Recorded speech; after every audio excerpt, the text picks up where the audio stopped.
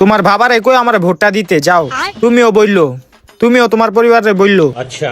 এইলো ভাতিজা, তোমারে বাড়াই দিছি, ভোটটা কিন্তু এবার আমারই দিও।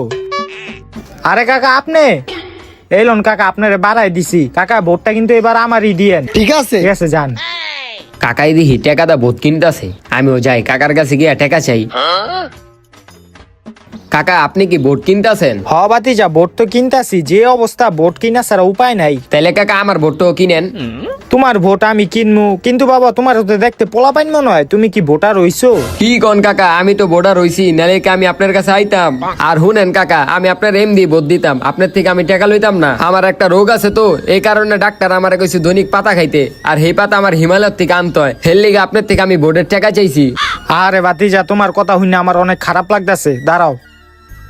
ল ভাতিজা, তোমারে আমি 5,000 টাকা দিলাম, তুমি যেই পাতাটা খাও ওইটার থেকে আরো ভালো মানের পাতা কিনা খাইও। আর